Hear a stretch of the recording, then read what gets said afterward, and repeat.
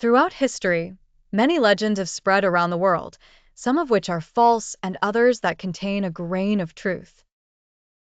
One such legend is the American Seven Barns, or the Seventh Barn as it's also called, an urban legend involving a haunted barn in Ohio believed to be the site of a gruesome family murder.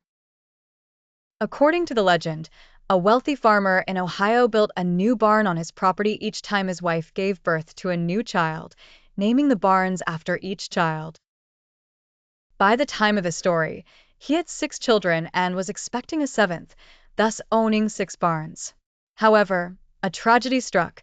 His wife died during childbirth along with the unborn child. Overcome with grief and madness, the farmer neglected his farm, leading to its downfall. In one night of despair, he took an axe and led his children to the barns, killing them one by one. He buried each child in the barn named after them and then went to the seventh barn where he hanged himself. The barns were eventually demolished, and the land was sold, except for the seventh barn, which no one wanted due to its grim history. It soon fell into disrepair. Legend has it that if you visit the barn at night, you can see the farmer's ghost hanging from the rafters, swaying in the wind. The precise location of the seventh barn is uncertain, though it is certainly in Ohio. Some say it was on the Krantz farm in the Cuyahoga Valley. Others claim it was in Top the World in Northampton. In 1997, a local teacher in Ohio claimed to have finally located the real seventh barn after extensive research. He said none of the barns had been demolished.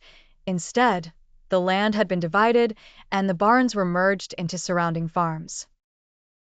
The teacher identified the barns because they had plaques with the children's names engraved on them above the doors.